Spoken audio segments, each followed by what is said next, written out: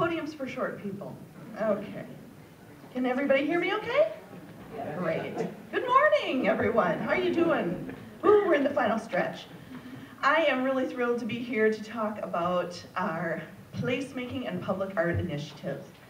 And we'll get those going. This is our community priorities. We've reworded it a bit. We are looking at utilizing placemaking and public art to revitalize the urban core and connect riverfront neighborhoods and downtowns. And I say downtowns in the plural, in that we mean east side as well. So what do we mean by placemaking? That's a word, it's kind of a jargony word that gets thrown about. And essentially what placemaking is capitalizing on the assets the community already has to create a unique sense of place. Like our fabulous asset of Monsignor and Clemens Gardens. So what do we mean by public art in placemaking? Public art projects can be temporary, they can be permanent, they can be visual, or they can be performing. But they're most effective in placemaking when they are a part of a comprehensive plan, an approach to revitalizing the city or the neighborhood. So I'm just going to click through some of the things that placemaking is while I talk about a definition that I like to use. It comes from the National Endowments for the Arts when they talk about creative placemaking. And it's animating public and private spaces, rejuvenating structures and streetscapes, improving local business viability and public safety, and bringing diverse people together, bridging social capital, to celebrate, inspire, and be inspired. And so these are some of the things that we mean when we talk about placemaking. One way I like to think about placemaking is to think about the city as your home. When you have guests over, how do you make them comfortable? That's comfortable, isn't it? Ooh, who wouldn't want to sit out on that beautiful bench, on that warm parched street? Oh, please, can I, for an hour? Or is this more welcoming and comfortable? And obviously, it's our St. Cloud Library, so yes, of course, it's more welcoming and comfortable. And that's how we like to think about placemaking. How do we welcome people into our home? For example, when you have people over, I don't know if you're like me, the first thing I do is, we've got to clean this place, hurry up, clean, clean, clean, we have people coming over. It doesn't matter if it's my son's 8-year-old friends, they don't need to see, our mess. So a good example of this is what happened at our Lake George.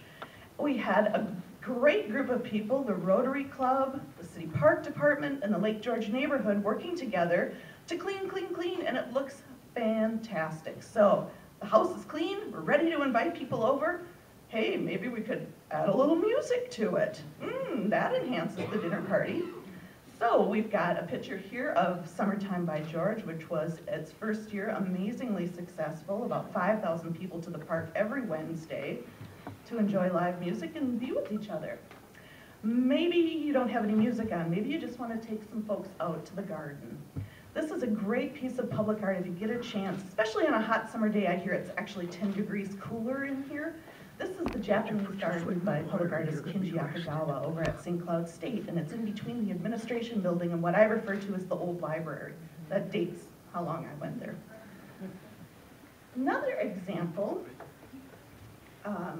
that we want to talk about is maybe you want to celebrate something unique to your home. So you have a beautiful stained glass window, and you want to make sure that you set your dinner table next to it so that when you're at dinner, you have a conversation about the stained glass window, or where did you get that stained glass window? Well, luckily, we have the Mississippi River here in town.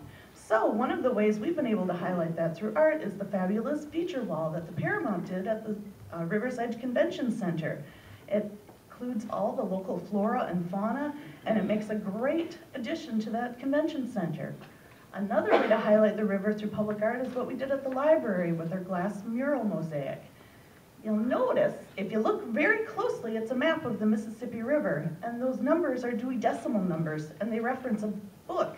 Every Dewey Decimal number references a book about the Mississippi River. So it's another great way to tie those things together. So what we're working on right now is our Downtown Banner Gallery, which will feature artwork from children that was created at last year's Granite City Days. We have the Art Sparks Fund Opportunity Program, which pairs neighborhoods with artists. And that's funded through our Change for Arts program, a great way to round up. And then we have the forthcoming Poetry and Sidewalks. We are soliciting poetry right now, so I know all of you poets out there, please submit your poems. You may find it stamped into a city sidewalk. Finally, I want to talk about the charge to action, what we're moving forward with, and what you can get involved with and what we'd like your input on. We're looking at Artist Live Workspace in the downtowns area.